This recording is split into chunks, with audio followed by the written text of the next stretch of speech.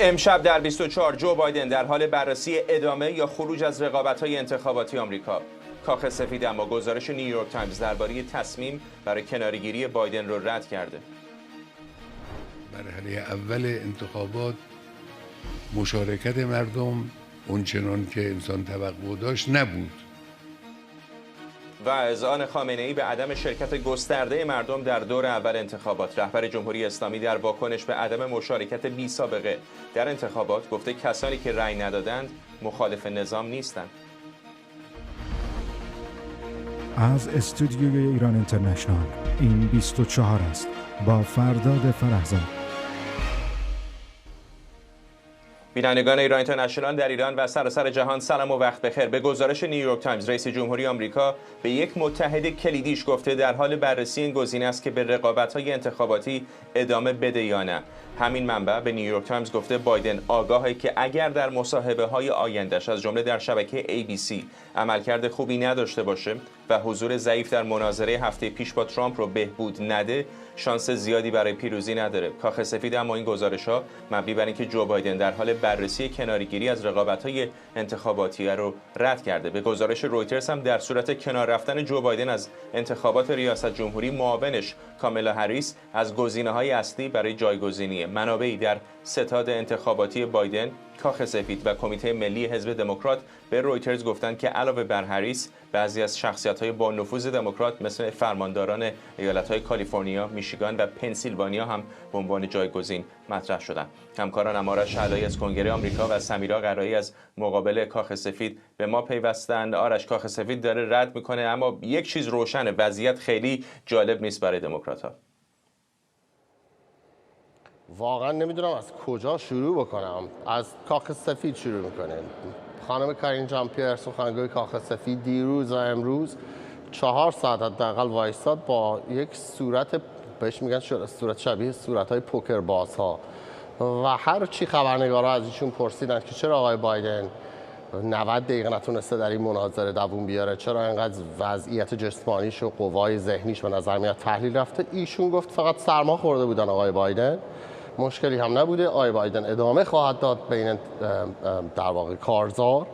چند دقیقه پیش هم پلیتیکو به نقل از کارزار انتخاباتی بایدن نوشت هیچ کسی ایشون رو از این رقابت ها خارج نخواهد کرد مگر اینکه مردم آمریکا رأی بدن به اینکه بخوان کس دیگری بیاد به جای آقای بایدن در کاخ سفید. بنابراین به نظر میاد این بحث اینکه ایشون کاندیداتوری حزب رو ازش کناره‌گیری کنه فعلا منتفی است. در اون اشاره هایی که شما کردید بهش در مورد اینکه چه اتفاقی دارد میافتد در بعضی از مطبوعات، چون مطبوعات امروز آمریکا رو شما نگاه میکردید تمامشون یک ضرب داشتن راجع به این مسئله صحبت میکردن. به نظر میاد برخی از خبرنگاران بالاخره بعد از 2 سال که چیزهایی که ما داریم با چشم خودمون هم اینجا میبینیم در مورد وضعیت قوای جسمانی و ذهنی آقای بایدن رو، همه خبرنگارایی که حداقل در لیبرال میدیا بودن سرشون رو مثل کپک زیر برف فرو کرده بودن.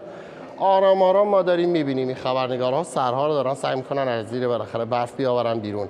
آقای کارل برنستین، خبرنگار کارکشته، خبرنگار که در حداقل 4 هسته است در امریکا، 4 دهه است در آمریکا سابقه دارد، ایشون دیروز در شبکه CNN آمد گفتش که 6 ماه هست که این اتفاقات دارد میافتد. در مجالس خصوصی آقای بایدن کنترل صحبتش رو از دست میدهد یا مغزش همون لحظه انگار فریز میکند و منجمد میشود و در واقع آقای کارل برنستین اعتراف کرد که ایشون 6 ماه هست میدونسته است و خیلی خبرنگارهای دیگه و تا حالا اعتراف نکرده بودن به این مسئله.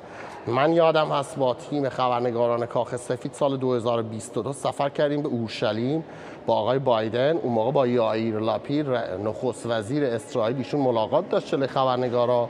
4 بار به آقای یائیر لاپید گفت آقای رئیس جمهور. نه کسی از این خبرنگارا یک کدومشون تصدیق کرد که این اتفاق افتاده. خود کاخ سفید اصلا خودش رو کاملا زد به اون راه و الان یواش یواش تحلیل ها در حزب جمهوری خواه این است که دیروز جمهوری خواهان خیلی پرحرارت بودن و صحبت از متمم 25 قانون اساسی میکردن که بر اساس اون میشه رئیس جمهور رو برکنار کرد اگر اعضای کابینش احساس کنن قوای جسمی رئیس جمهور تحلیل رفته است.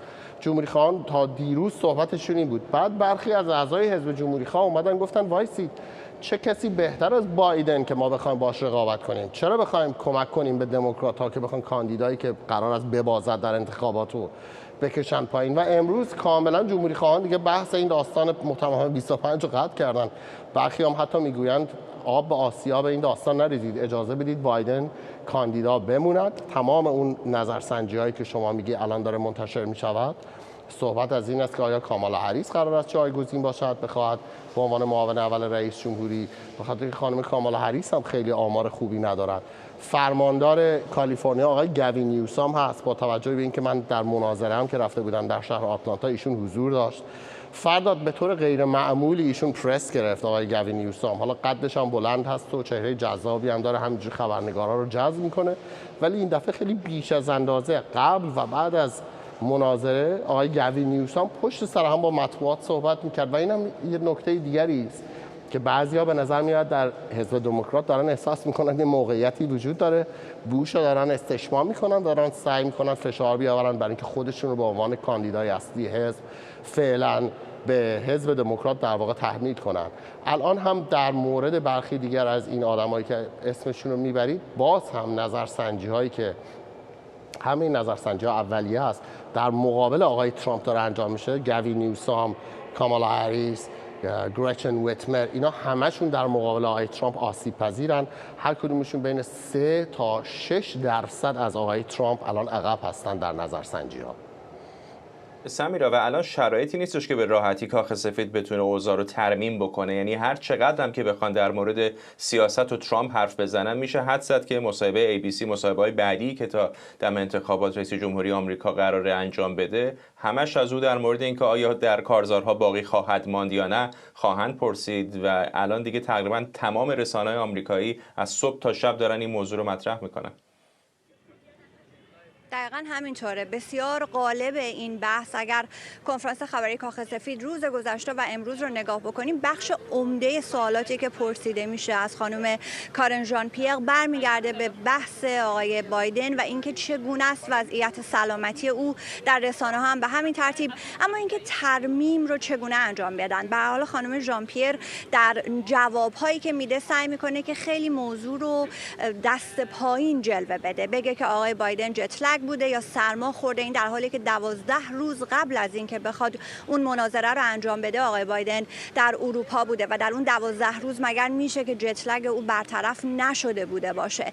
اما خانم ژان پیر سعی کرده همه چیز رو آرام جلوه بده و مدام به این اشاره میکنه که خب همه ما هم سرما میخوریم و همه ما هم جت لگ میشیم و چرا این درک وجود نداره از سوی عموم که آقای بایدن در چنین وضعیتی بوده. ولی آیا اینها کافی است؟ اگر رسانه ها رو نگاه بکنیم یا اگر نظرسنجی ها رو نگاه بکنیم میبینیم که کافی نبوده.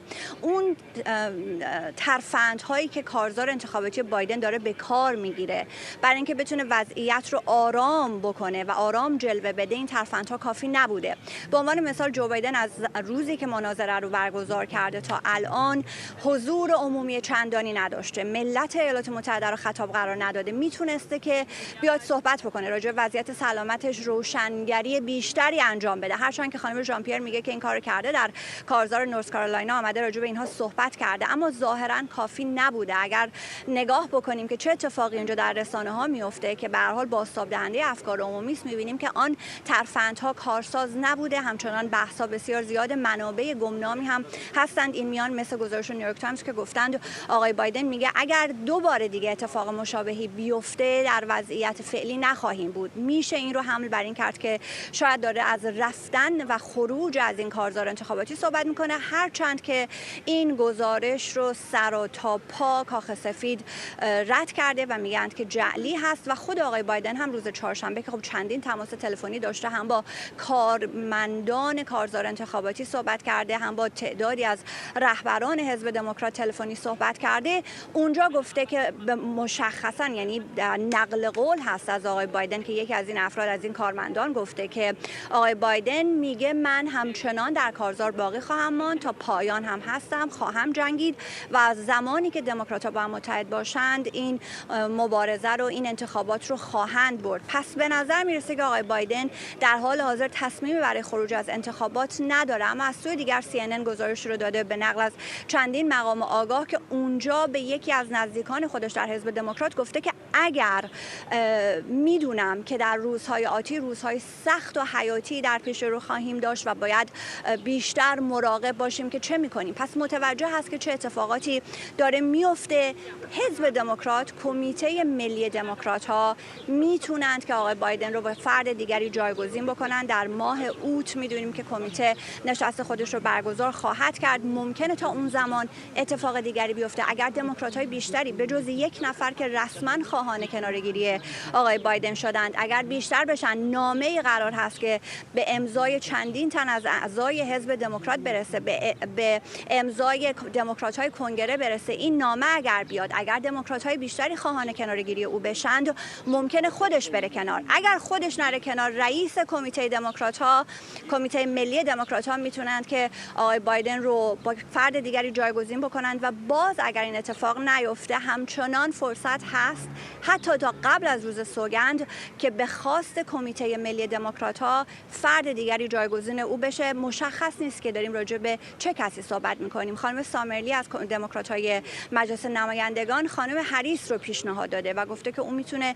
جایگزین مقبولی برای آقای بایدن باشه. با این همه اینها گمانه‌زنی است. آقای بایدن میگه در مبارزه باقی خواهد ماند، ولی نگرانی‌ها بسیار زیاد شده. رسانه‌ها رو نگاه بکنیم، کنفرانس خبری کاخ سفید رو نگاه بکنیم، نگرانی‌ها از وضعیت سلامت ذهنی آقای بایدن اینجا بسیار زیاده. ممنونم از تو سمیرا قرایی از مقابل کاخ سفید و آرش علایی از کنگره آمریکا. روزهای سرنوشت سازی است برای رئیس جمهوری آمریکا. کارن ژان پیر سخنگوی کاخ سفید همین ساعتی پیشتر پاسخ به این سوال که آیا بایدن به دنبال کناره‌گیری از رقابت انتخاباتی گفت قطعاً اینطور نیست. به هیچ وجه. شما هم مستقیما اینو از کمپین شنیدین. چیزی که میتونم بگم اینه که رئیس جمهور در حال کاره، چه به عنوان رئیس جمهور چه در مبارزات انتخاباتیش. در کارزار انتخاباتی خیلی خیلی شفاف عمل کرده. تمرکز رئیس جمهور اینه که چطور این کار رو ادامه بده. هر چیز دیگه‌ای که ما میشنویم یا گزارش میشه کاملا نادرسته. رئیس جمهور در رقابت باقی میمونه. من چیز دیگه‌ای برای گفتن ندارم. اون توی رقابت میمونه. این چیزیه که رئیس جمهور وعده داده. اون میخواد به رکورد بی سابقه‌اش ادامه بده. رئیس جمهور روی این کار متمرکزه و این کار رو هم برای مردم آمریکا انجام میده. امید معماریان، روزنامه‌نگار و تحلیلگر سیاسی از دیترویت با ماست. آقای معماریان، واقعا بخش زیادی از این بحرانی که الان دموکرات‌ها درش گیر کردن به نظر میاد مسئولش خودشون هستن. یعنی منصفانه اگر آدم نگاه کنه این رو میشد 6 ماه پیش، 1 سال پیش هم دید که آقای بایدن واقعا در شرایط جسمی نیستش که در یک انتخابات این چنین نفسگیری شرکت کنه. کاملا همینطور است. در خصوص اینکه چه کسی کاندیدای حزب دموکرات بشه به هر حال بحث‌های زیادی بود. نگرانی عمده کسانی که به هر حال می‌خواستن تصمیم گیری کنن این بودش که آقای بایدن شانس بیشتری خواهد داشت در رقابت با آقای ترامپ. یک بار ایشون رو برده و میتونه که اجماع ایجاد بکنه در بین هواداران خودش. ولی خب به هر حال مسئله سلامتیشون به طرز جدی در طی ماه‌های گذشته خراب شده و الان بحث این نیست که آقای بایدن میتونه که 4 سال دیگه رئیس جمهور باشه. بحث این است که از الان تا ماه ژانویه آیا آقای بایدن میتونه که وظایف ریاست جمهوری خودش رو انجام بده یا نه؟ چون همین الان در گزارشایی که منتشر شده گفته میشه که به هر حال در دیدار با رهبران جهان ایشون حواس جمعی نداشته و به هر حال جلساتی که مثلا در این گروه جلسات جی 7 یا گروه 7 که به هر حال در اروپا برگزار میشده رو یک جلساتی هستش که بدون دستور کار هستش، افراد میشنن با هم دیگه تک به تک صحبت میکنن رهبران جهان. آقای بایدن تنها کسی بودی که اون جلسات رو از دست داده و کنسل کرده، اونا رو گفته که نمیتونه انجام بده. بنابراین الان مسئله این هستش که به هر حال ایالات متحده با مشکلات بسیار زیادی مواجه است. همین الان تصمیمات بسیار جدی بگیرن و از الان تا ژانویه چه خواهد شد. حالا بحث بنابراین میخوام بگم که اون سده شکسته، ترک برداشت بود قبلا ولی الان دیگه کاملا شکسته. بحث کاملا بحث عمومی هستش. قطعا هوادارهای آقای بایدن ازشون حمایت میکنن و میگن پشتش هستن تا اگر و بعد این تصمیم خودشون بگیره. ولی بحث این هستش که در پشت درهای بسته این گفتگو به صورت جدی در جریان هستش که آقای بایدن در واقع یه تصمیم بگیرن که برای ایالات متحده خوب باشه، برای حزب خودشون خوب باشه و به هر حال از یک فاجعه در ماه نوامبر برای حزب خودشون جلوگیری بکنن. به هر حال آقای بایدن ده‌ها سال در سیاست آمریکا بودن، سناتور بودن، معاون رئیس جمهور بودن و اگر قرار باشه که ایشون دموکرات‌ها رو ببرن به مسلخ و در ماه نوامبر شکست بخورن، به هر حال تمام میراث سیاسی خودشون رو به باد خواهند داد. مسئله دیگه این هستش که به هر حال در ماه نوامبر فقط این نام رئیس جمهور نیستش که روی برگاه رأی هست. در هر ایالتی سناتورها، نمایندگان مجلس کاندیدای مجلس نمایندگان و بسیاری از مناصب محلی روی برگه رأی خواهند بود که اگر یک کسی که بالاخره بالای برگه رأی هست، یعنی کسی کاندید ریاست جمهوری است، ضعیف باشه و نتونه کاراشو انجام بده، قطعا برای همه بد خواهد بود و به احتمال زیاد دموکرات‌ها در مجلس نمایندگان و سنا که برخی از کرسی‌هاشون به هر حال خیلی متزلزل هست میتونن که شکست جدی رو تحمل بکنن. در این فرصت کوتاه باقی مانده اگر گزارش نیویورک تایمز درست باشه و نامزد دیگری رو مطرح بکنن، حالا کاملا هریس باشه، گوین نیوسام باشه یا هر دموکرات دیگری، اون هم تضمینی وجود نداره که دموکرات‌ها بتونن خیلی بهتر عمل بکنن. الان اگر آقای بایدن روبروی ترامپ ببازه 1-0 دموکرات‌ها خواهند باخت. اگر او بره کنار، یک دموکرات دیگری بیاد مثل آقای نیوسام و او هم در رقابت‌ها شکست بخوره، اون موقع 2-0 خواهند باخت. نه؟ به هر حال احساس دموکرات‌ها این هستش که اگر که کاندیدای جوان‌تری بیاد که به هر حال آمادگی داشته باشه که رقابت بکنه در انتخابات ریاست جمهوری شرکت بکنه، اون موقع این مسئله سن آقای ترامپ هستش که خودش رو نشون خواهد داد، به یک نقطه ضعف برایشون مبدل خواهد شد و خود این پروسه‌ای که به یک کاندیدای جدید برسن و بتونن که هواداری خودشون رو بسیج بکنن علیه کاندیداها، علیه دور یک کاندیدا، باعث خواهد شد که به هر حال انرژی زیادی به حزب دموکرات تزریق بشه، در حالی که الان بسیاری از دموکرات‌ها به هر حال تردید دارن در اینکه آقای بایدن میتونه که 4 سال دیگر رئیس جمهور باشه و اساساً علاقه‌ای به شرکت در انتخابات ندارن، یا اون مستقل‌ها به هر حال تردید دارن در اینکه آقای بایدن میتونه که کار خودش انجام بده. ببینید 75% از مردم واقعا نمیخوان آقای بایدن کاندید ریاست جمهوری باشه و این عدد بزرگی است. بسیاری نظرشون هستش که همه این حمایت‌ها از کاخ سفید بگیرین تا همراهان آقای بایدن که در خصوص این صحبت کنن که حتما در این رقابت‌ها باقی خواهد موند، اینا رویه قضیه هست، یک بحث جدی در جریان هست و این عجیب نخواهد بود که ما در طی روزهای آینده یا هفته‌های آینده بشنویم که به هر حال خود آقای بایدن بیاد این تصمیم اعلام بکنه. همه میخوان که این تصمیم آقای بایدن اعلام بکنه و اینجور نباشه که بقیه ازشون بخوان و به خاطر تصمیم بقیه، فشار بقیه این تصمیم رو بگیرن. از این جهت به نظر من بحث بسیار جدی هست و قطعا در طی روزهای آینده ما تحولات بیشتری رو خواهیم داشت و به نظر میرسه که برگردوندن این به قول معروف این غول به چراغ جادو کار سختی باشه و ما حتما باید تصمیم جدی بگیرن در این زمینه. ممنونم از شما. امید معماریان، روزنامه‌نگار و تحلیلگر سیاسی از دیترویت، میشیگان. در ایران رهبر جمهوری اسلامی 5 روز بعد از دور اول رأیگیری برای جانشینی رئیسی گفته میزان مشارکت در انتخابات مطابق انتظاراتش نبوده، در حالی که گفته شده دور اول انتخابات با تحریم بیش از 60% رأی دهنده ها همراه بوده. خامنه‌ای اما گفته عدم شرکت در انتخابات مخالفت با نظام نیست. البته در مرحله اول انتخابات مشارکت مردم اونچنان که انسان توقع داشت نبود، کمتر از اون مقداری بود که توقع داشتیم و حدس زده میشد. افراد مختلفی حدس‌هایی در مورد مشارکت می‌زدن، حدس‌ها همش بیشتر از اون چیزی بود که در واقع اتفاق افتاد. خب یه عللی داره، کسانی که اهل سیاستن، اهل مسائل نگاه جامعه شناسانه و اینا هستن، اینا رو بررسی میکنن. اون چی که مسلمه اینه که اگر کسی تصور کنه که این عده‌ای که رأی ندادن به خاطر این بود که با نظام مخالف بودن، سخت در اشتباهه. این برداشت، این فهم 100% اشتباهه. محمد جواد اکبرین، روزنامه‌نگار از پاریس با ماست. نادر آقای اکبرین که اینقدر روشن خامنه‌ای تایید بکنه که نتیجه انتخابات نشون دهنده این هستش که چقدر مشارکت پایین بوده. به نظر میاد که این مرگ رو به تب دست کم پذیرفته. وقت شما بخیر. بله، دچار یک پریشانی تحلیلی و منطقی است.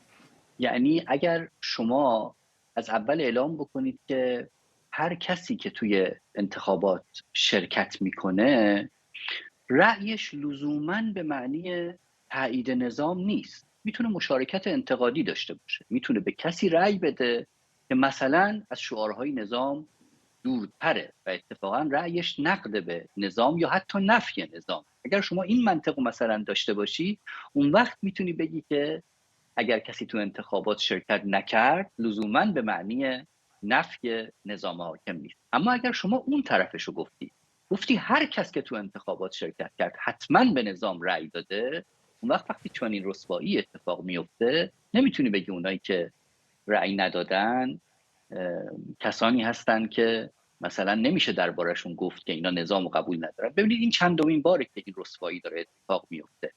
وضعیت داره طوری میشه در این موارد مشابه که مخاطب، جامعه بر اساس منطق خود علی خامنه ای مقابل او میسته. مثلا در ماجرای شلیک به هواپیمای ایرباس وقتی آمریکا گفت خطا بوده، اشتباه بوده، علی خامنه ای چی گفت؟ گفت غلط کردید، اشتباه کردید و گفت باید تاوان پس بدن. خب طبیعتا وقتی جمهوری اسلامی سپاه شلیک میکنه به هواپیمای اوکراینی و سپاه میگه ما شلیک خطا و اشتباه بوده، طبیعیه که مخاطب به او بگه غلط کردید، اشتباه کردید، باید تاوان پس بدید.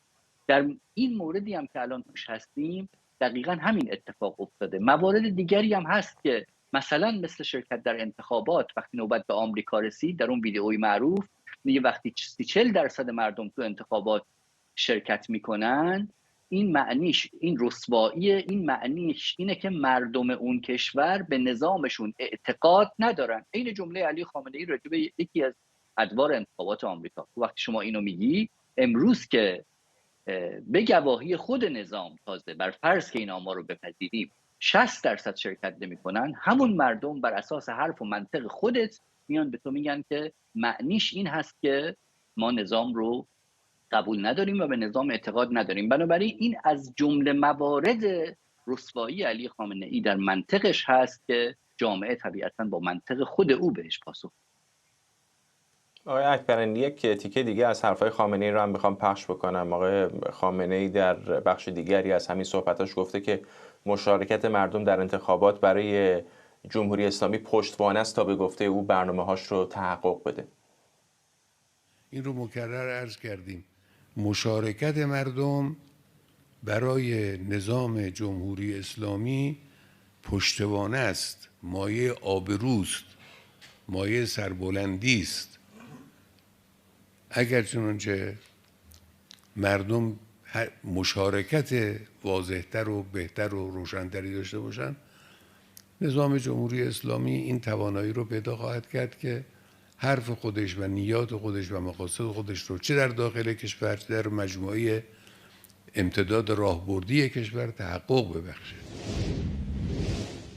آقای اکبرانی، بالاخره خود رهبر جمهوری اسلامی، مشاوران دور و برش، تکنوکراتایی که احیانا دور و برش هستن، بالاخره احمق که نیستن، تهش میفهمن وضع خیلی خرابه. اگر همین ارقامی که منتشر کردن هم درست باشه، 60% بالای 60% در انتخابات شرکت نکردن، تازه اون درصدی هم که شرکت کردن یکی از نامزدهایی که ممکنه بعضی‌ها فکر بکنن که نظام رو میتونه به چالش بکشه بهش رأی دادن، یعنی کل نظام جمهوری اسلامی رو رأی دهنده ها و کسانی که رأی ندادن به چالش کشیدن. ببینید این منطق حکومت‌های استبدادی است. یعنی طبیعت اونهاست که اونها میگن ما ترجمه میکنیم کلمات رو و ما تفسیر میکنیم حوادث رو. مثلا شرکت در انتخابات چه معنایی داره؟ من میگم چه معنایی داره. اگه فردا شرکت نکردن بازم من میگم چه معنایی داره. عملا این کاری است که علی خامنه ای کرده. البته این بخشی که شما پخش کردید یه جور در واقع پوشاندن جمله است که قبلا گفته. تو این جمله‌ای که الان شما پخش کردید اون میگه اگه مردم بیشتر مشارکت بکنن این پشتوانه برای آبروی نظام، در حالی که قبلا اینو نگفته بود. قبلا گفته بود آبروی نظام بستگی داره به رأی مردم. این دو تا جمله با هم فرق میکنه. جمله‌ای که الان شما پخش کردید معنیش اینه که خب حالا اگر کمتر شرکت کردن معنیش این نیست که نظام دیگه بی آبرو شده. اگه بیشتر شرکت میکردن پشتوانه آبروی نظام. یعنی آبروش بیشتر میشد. خب همچین حرفی رو که طبیعتا نمیزد آقای اکبری. مشخصه که میخواد بالاخره حفظ ظاهر بکنه، اما در پشت پرده به نظرتون چه داره میگذره الان در بیت؟ چه برداشتی دارن از وضعیت؟ دست کم آنچه که ظاهره این هست که داده هایی که به او منتقل شده داده های غلطی بوده. یعنی این اعترافی است به این که اون مجموعه نظرسنجی های عمدتاً حکومتی که تا به حال نظرسنجی میکردن عملا نظرسازی میکردن و الان که دنبال جامعه شناسان میگرده که اون رو تفسیر بکنن. این اشتباه رو قبلا هم کرده ها. تقریباً 10 روز قبل از 2 خرداد سال 76 علی خامنه‌ای توی سخنرانی در دیدار با خانواده‌های شهدا مشخصه های شعارهای خاتمی رو بدون اینکه اسمش رو ببره میاره و بعد میگه ملت ما به چنین کسی قطعاً رأی نخواهد. این یعنی داده ها بهش میگفت که او رأی نمیاره. بعداً تو خاطرات اکبر هاشمی رفسنجانی آمده که در دیدار با علی خامنه‌ای 3 شب قبل از انتخابات، اگه درست یادم مونده باشه، خامنه‌ای به او گفته که گفته میشه انتخابات میره مرحله دوم. یعنی داده ها تا روز آخر بهش داده های غلطی بوده. اگر همین رو ما گسترشش بدیم معلوم میشه که داده های اقتصادی، داده های فرهنگی، داده های امنیتی، داده های اجتماعی هیچ کدوم قابل اعتماد نیست. اگر یه داده ای با این شفافیت و روشنی چنان غلط به او داده شده که نتیجهش این رسوایی بوده، سایر داده ها هم وضعش ممکنه همینطور باشه و این نشون میده که اعتماد به نفس او در اداره کشور اعتماد به نفس کاذبیه و همین تجربه کافی است برای اینکه معلوم بشه چرا کشور به این تباهی رسیده و او همزمان با این تباهی اعلام میکنه که ما داریم به قله ها نزدیک میشیم. جالب این نکته رو میگه. اتفاقا در همون بخش اول حرفاش که پخش کردم هم اشاره میکنه که بسیاری از کارشناسان تصورشون این بود، احتمالاً کارشناسان خود نظام رو میگه که میزان مشارکت بیشتر از اینها میبود. چقدر فکر میکنید که اتفاقا این لحظه وقتی میبینه که چنین اتفاقی افتاده، اینقدر میزان عدم مشارکت بالا بوده، ممکنه اون لحظه لباس پادشاه براش باشه که بفهمه پادشاه لخته؟ ما از دور اینطور میبینیم، یعنی ما از بیرون که نگاه میکنیم عملا این رو میبینیم، اما او چطور فکر میکنه؟ سوال شما احتمالا این هست که او چطور فکر میکنه. او توی این ماجرا کاملا ایدئولوژیک نگاه میکنه. ببینید بحث مشروعیت که میشه، اینا چی میگن؟ میگن مشروعیت نظام به مردم نیست، مشروعیت از جانب خداست، مقبولیت از مردمه. این معنی این مبنا اینه که اگر حالا یه روزی مردم شما رو قبول نداشتن، اون مشروعیت از شما ساقط نمیشه. ما همچنان از طرف خداوند مشروعی، مردم ما رو قبول نداشتن، اون وقت به روش‌های دیگری رو میاریم برای اینکه بتونیم حکومت رو حفظ بکنیم. یادمون نره که صیاد شیرازی که سالها پیش ترور شد، در یه سخنرانی معروفی در پاسخ به یکی از منتقدان در شهر قائم شهر، در یک سخنرانی یکی بلند میشه میگه خب ولی آمارها نشون میده که شما مثلا 30% هوادار شما. طبیعتا این حرف مال نزدیک 3 دهه پیشه. صیاد شیرازی میگه هنر ما این است که با همون 30% بقیه کشور رو اداره میکنیم. الان هم همین جوره. کسانی که تصور مشروعیت الهی دارن به نفعشونه که مردم اونها رو قبول داشته باشن تا بتونن باهاش بز بدن. رأی مردم ویترین مشروعیت اوناست. اما اگر نشد لازم باشه آبان 98 هم پیش میاد، جنبش زن زندگی آزادی و کشتار 1401 هم پیش میاد، اتفاقات دیگه هم پیش میاد. همه تلاششون رو میکنن برای اینکه به هر قیمتی این حکومت رو حفظ بکنن و طبیعتا حوادث رو هم اونجور که خودشون دوست میدارن تفسیر و تحلیل بکنن. خب همونطور که خودتون فرمودید حفظ نظام براشون اولویت بسیار بالایی است. در چنین فضایی فکر نمی کنید که ممکنه دوباره بخوان مروری بکنن بر سیاست‌های فعلیشون که چه شده که تا این اندازه حکومت منفور شده؟ طبیعتاً به این فکر میکنن، اما مسئله اینجاست که علاجی که انتخاب میکنن چه علاجی است. ببینید شما یه وقت میبینید مردمت قبولت ندارن، بعد نگاه میکنی در حکومت‌های دموکراتیک این طوره دیگه، میای نگاه میکنی میبینی که مردم چه چیزهایی رو از من نمیپذیرند یا تحمل نمیکنند. اصلا شما بگو چیزهای خوب، جامعه تحمل نمیکنه، اون وقت میان عقب نشینی میکنن، تجدید نظر میکنن و دولت‌ها بر این مبنا عوض میشن. درست؟ اما اگر شما یک اصول ثابتی داشته باشی، بگی اینا خوبه و به هر قیمتی اینا باید پیاده بشه، اون وقت چیکار میکنی؟ سیاستت رو عوض نمیکنی، بازیت رو عوض میکنی. یعنی مثلا یه دولت دیگه ای میاری سر کار که یه ذره ویترین رو مرتب بکنی، فشار رو کم بکنی، این تصور رو ایجاد بکنی که چیزی رو پذیرفتی، اما پشت پرده کار خودت رو میکنی. نشان به آن نشانی که دولت‌های مختلفی که به نظر میرسه که به لحاظ فکری مقابل علی خامنه‌ای بودن یا دست کم با او متفاوت فکر میکردن، اما نهایتاً خروجی اون دولت‌ها همانی شده که علی خامنه‌ای میخواسته و در نتیجه به ویژه در سیاست خارجی ما این گواهی حسن روحانی رو در این ویدیوی معروف میبینیم که میگه که حتی در شورای عالی امنیت ملی همه به یه چیزی رأی دادن جز یک نفر و بعد اون باعث شد که اتفاق نیفتاد و کشور 300 میلیارد دلار ضرر. معنی این حرف چیه؟ معنیش اینه که شما چه دولت روحانی داشته باشید، چه دولت دیگری داشته باشید که مثلا رهبری اون دولت رو نمیخواد، سیاستش رو عوض نمیکنه، بازیش رو عوض میکنه، سیاست رو پیش میبره با در واقع مدل حرکتی که شما میکنی به نتیجه‌ای که خودش میخواد. ممنونم از شما. محمد جواد اکبرین، روزنامه‌نگار از پاریس با ما. در خارج از ایران هم تلاش‌ها برای تحریم انتخابات جمهوری اسلامی همچنان ادامه داره، از جمله در آمریکا. سیامک آرام، تحلیلگر سیاسی و دانشیار دانشگاه هریسبرگ از واشنگتن دی سی با ماست. آقای آرام، شما در انتخابات دور پیش هم فعالیت زیادی کردید در بسیاری از شهرهای مختلف آمریکا، از جمله در واشنگتن دی سی. برنامه‌تون برای این جمعه چیه؟ واقعیتش اینه که تا همین امروز اطلاعاتی که دفتر حافظ منافع جمهوری اسلامی برای تمام شعب در ایالت‌ها شهرهای مختلف آمریکا اعلام کردن 32 تا از چند تا صندوق بیشتر از هفته گذشته، اما باز هم مثل هفته گذشته از نگرانی از تجمعات اعتراضی در مقابل این صندوق‌ها و در واقع محل‌های برگزاری انتخابات نمایشی آدرس‌ها و در واقع لوکیشن دقیق این نقاط هنوز اعلام نشده. هفته گذشته هم همینطور بود. در واقع تازه صبح زود روز برگزاری جمعه هفته گذشته آدرس ها رو، مشخصات رو اعلام کردن. ساعت ها خیلی مشخص نبود، خیلی بی‌نظمی بود، نشون میداد که سردرگمی جدی در دفتر حافظ منافع جمهوری اسلامی در هماهنگی با این نقاط وجود داره.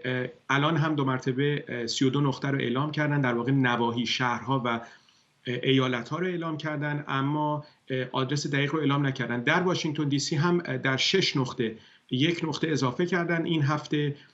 3 نقطه در ایالت ویرجینیاست، 1 نقطه ثابت در ایالت مریلند، 1 نقطه ثابت هم در واشنگتن دی سی دفتر حافظ منافع جمهوری اسلامی هستش که 1 نقطه هم به صورت سیار صندوقی رو اعلام کردن که مجموعه سازمان همبستگی ملی برای ایران در کنار شهرها و ایالت‌های دیگه در آمریکا اعلام آمادگی کرده در مقابل همه این نقاط تجمعاتی رو برگزار خواهد کرد. حتی اون صندوق سیاری که اعلام شده مشابه هفته گذشته یک ماشین سیار دیگه مثل همین که در تصویر داره نشون داده میشه با نشانه‌های جنبش انقلابی زن زندگی آزادی و نبض جمهوری اسلامی، فیلم و تصاویر همراه اون صندوق سیار حرکت خواهد کرد.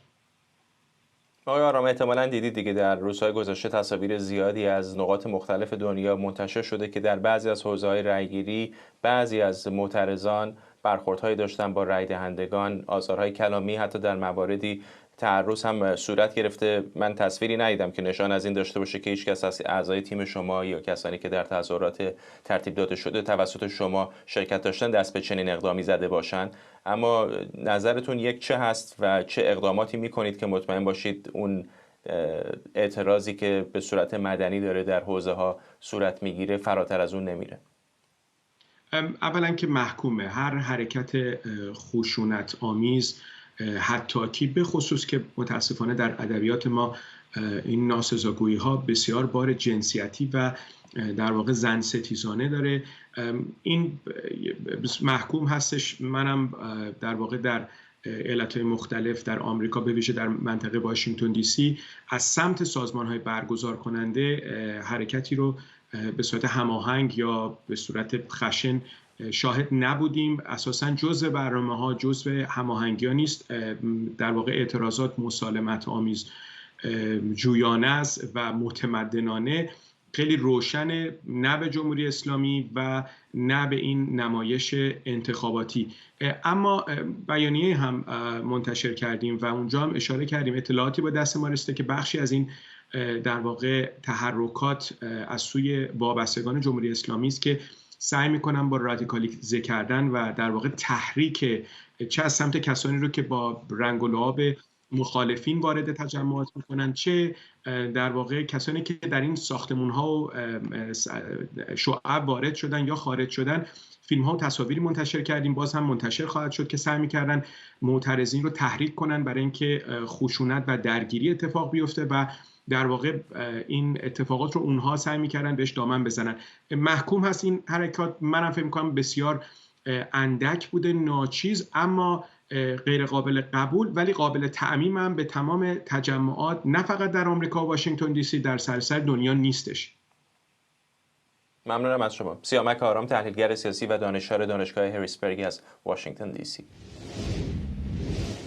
بیش از 100 نفر از قربانیان و خانواده‌های قربانیان حمله 7 اکتبر حماس به اسرائیل از جمهوری اسلامی، سوریه و کره شمالی به اتهام حمایت از حماس شکایت کردند. این دادخواست از سوی اتحادیه ملی ضد افترا و شرکت حقوقی کرولند مورینگ در پایتخت آمریکا ثبت شده. شاکیان خواهان دریافت حداقل 4 میلیارد دلار غرامت شدند. اتحادیه ضد افترا گفته جمهوری اسلامی حامی اصلی یهودی ستیزی و تروریسم در جهانه که همراه با سوریه و کره شمالی باید مسئولیتش در بزرگترین حمله یهودی ستیزانه بعد از هولوکاست رو بپذیره.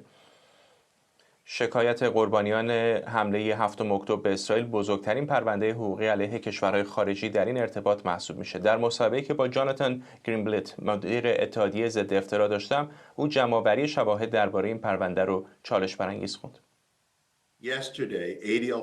دیروز اتحادیه ضد افترا درخواست مهمی رو در دادگاه فدرال در واشنگتن دی سی علیه جمهوری اسلامی، کره شمالی و سوریه ثبت کرد. این پرونده مهمیه چون در عصر انکار وقتی ما مدافعان رژیم رو در جای جای دنیا می‌بینیم، فراتر از صرفاً یک شک، به شکل منطقی ثابت می‌کنیم جمهوری اسلامی، سوریه و کره شمالی در حمایت، آماده سازی و آموزش حماس نقش داشتند که به حماس اجازه داده تا حمله 7 اکتبر رو انجام بده. بدترین اقدام تروریستی در نسل‌های اخیر، خونین‌ترین روزی که یهودیان از زمان هولوکاست تجربه کردند. ما رژیم رو پاسخگو می‌کنیم و عدالت رو برای بیش از 100 شاکی این پرونده تضمین می‌کنیم. جمع‌آوری شواهد در این پرونده خیلی چالش برانگیز بود. ما یک شکایت 117 صفحه‌ای رو در دادگاه فدرال ثبت کردیم چون شواهدی وجود داره که به طور قطع ثابت می‌کنه جمهوری اسلامی نه تنها حماس و تروریست‌هایی که این قتل عام وحشتناک رو مرتکب شدن حمایت کرده و آموزش داده، بلکه حتی قبل از قتل عام در حفر تونل‌ها و تعمیر زیرساخت‌های تروریستی هم نقش داشته.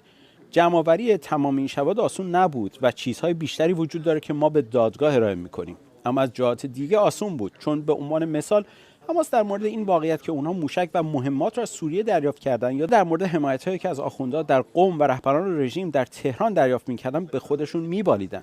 بنابراین بعضی از این شواهد در فضای مجازی منتشر شده، اما ما اطلاعاتی مثلا در مورد تسلیحات از کره شمالی رو که در غزه یافت شده کشف کردیم. ما اطلاعات بیشتری داریم که به اشتراک می‌ذاریم. این یک پرونده ویژه است و برای رژیم غیر ممکنه که نقشش رو در اتفاقات وحشتناکی که پیش آمده انکار کنه. سندیکای کارگران شرکت واحد اتوبوسرانی تهران و حومه اتهام بقیع علیه شریفه محمدی، فعال کارگری اهل رشت رو محکوم کرده. این سندیکا در بیانیه گفته این اتهام کذب محض و شرم‌آور و خواستار آزادی فوری او شده. شریفه محمدی آذر ماه پارسال بازداشت شد و به مدت چند ماه در سلول انفرادی حبس بود. گزارش‌ها حاکی از شکنجه شدید بر او برای گرفتن اعترافات اجباریه. فرنگیس محمدی، خاله شریفه محمدی، فعال کارگری اهل رشت از سوئد بامباس. خانم محمدی، پیش از هر چیز چه میدونید در مورد وضعیت فعلی او؟ با درود به شما و مردم شریف ایران و ممنون از وقتی که برای ما گذاشتید. ما از وضعیت کنونی شریفه فقط اینو میدونیم که اون میتونه چند روز در میون صبح چند لحظه با مادرش صحبت کنه و اینکه حکم هنوز ابلاغ نشده به خاطر میگن شرایط انتخاباته و با توجه به این اتهامی که زدن، همونطور که شما خودتون متذکر شدید، ما خیلی نگران شریفه هستیم که چه حکمی بهش خواهند داد. الان وضعیت دسترسیش به وکیل چطوره؟ شریفه در آغاز وکیل تسخیری داشته قبل از دادسرا و وکیل انتخابی خانواده هیچ وقت دسترسی به پرونده شریفه نداشته و در همین مرحله است که وقتی وکیل تعیینی وجود نداره اتهام بقی به شریفه داده شده و بعد از اون هم که وکیل فعلا احتمالاً کاری نمیتونه بکنه تا وقتی که حکم ابلاغ نشه. کی فکر میکنید حکم ابلاغ میشه؟ چه میگن مقامات قضایی؟ فعلا چیزی نگفتن ولی بهانه انتخابات رو دارند که انتخابات و فکر میکنم به خاطر انتخاباتی که دست نگه داشتن.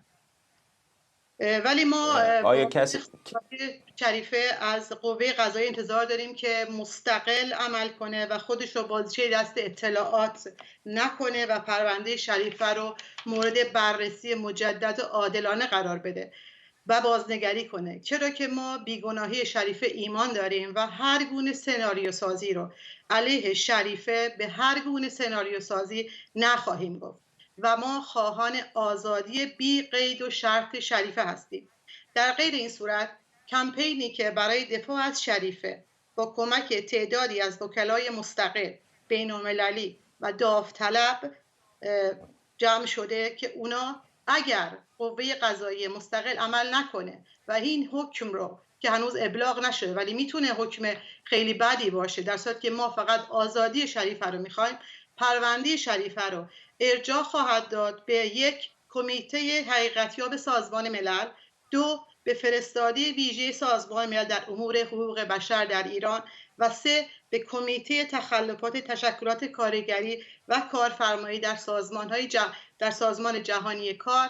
و شما خودتون میدونید که با توجه به اتفاقایی که اخیراً در ایران افتاده، من فکر نمی کنم که قوه قضاییه بخواد که این پرونده به اینجور جاها کشیده بشه. خانم محمدی، خود شریفه محمدی در این روزهای اخیر آیا تونسته پیامی به بیرون منتقل بکنه؟ اون چیزی که ما میدونیم نه، فقط میتونه مثل که چند روز در میون یک چند دقیقه صبح با مادرش صحبت کنه و اینجوری هست که شریفه اجازه حتی حرف زدن به ترکی رو نداره، در صورتی که مادرش فارسی صحبت نمیکنه. ممنونم از شما. فرنگیس محمدی، خاله شریفه محمدی، فعال کارگری اهل رشت از سوئد با ما. و پیش از پایان برنامه تصاویر زنده‌ای داریم از منطقه کارائیب که درگیر یک طوفان شدید هست. در چند روز گذشته طوفان بریل همین روز چهارشنبه به سمت جامائیکا در حال خروش بود و ساکنان این جزیره در تلاش بودند تا بعد از طوفان قدرتمند رده 4 که پیشتر دست کم 6 کشته هم بر جای گذاشت و خسارات قابل توجهی رو در این منطقه جنوب شرق کارائیب ایجاد کرد آماده بشن. تصاویر زنده رو دارید میبینید از همین طوفان بریل در منطقه کارائیب در جزیره جامائیکا. برنامه امشب 24 رو هم اگر اجازه بدید با همین تصاویر تکان دهنده از کارائیب و جامائیکا به پایان میبریم.